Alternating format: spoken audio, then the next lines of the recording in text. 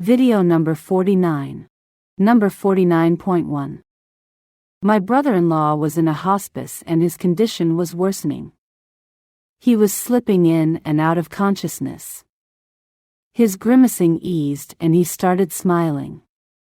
We all heard him whisper, "Mom." We stared at each other, everyone holding their breath.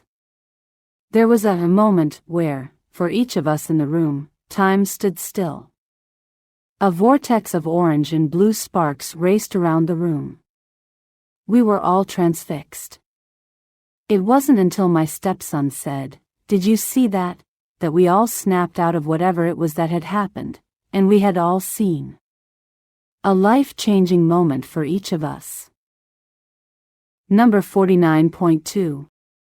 This is true. My grandfather in 1986 saw his deceased mother and talked to her. We were very scared by this fact. He died a week later. Number 49.3. My background was in nursing, and I had many end-of-life experiences. But my father, who was afraid of dying, told my sister that he saw your mother today and she said it wouldn't be long and they would be together again. Dad passed a few days later of an abdominal aortic aneurysm. God knew he needed to cross over very quickly. Number 49.4.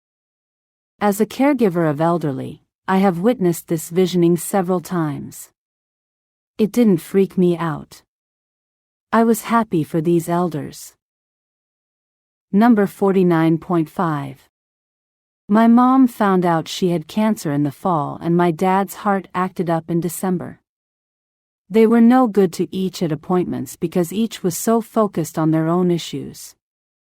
My wife spent weeks over there, 5 hours away, helping them, including Christmas away from the family. Dad had an operation to replace a heart valve and before he was operated on he'd talk to my wife about things that made him happy, including his kids. She came home after his operation as he appeared on the mend.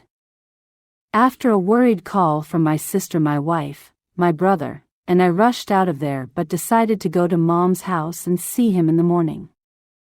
My brother burst into our room in the middle of the night. The hospital called. "We've got to get there now." I went there with Mom and my brother. Doctors and nurses were rushing around with a code blue call. A few minutes later we were told he had passed.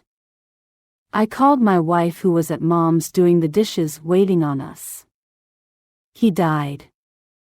I know, at 1:52. I felt a rush of wind from my feet to my head right then. Number 49.6. My father and I heard my mom did the same. They saw relatives or children. They were looking up in the ceiling and kept saying they saw a dead sibling or pets. So lovely and comforting. Number 49.7. So true. My brother-in-law passed away in 2013 and I lost my husband in 2021. The day my husband died, he said Tori, his brother, had been sitting on the end of his bed all day. He told me this around 7 p.m. I lost him around 9:30 that night. Number 49.8. When my dad was dying, he told me and my siblings that my mom would come to him at night and keep him warm. That made me very happy. Please subscribe, like and share with anyone that needs these comforting stories. See link in description to submit your own story. Search for my related book on Amazon using the title of 4,000 Deathbed Vision Stories. Sincerely, Ken.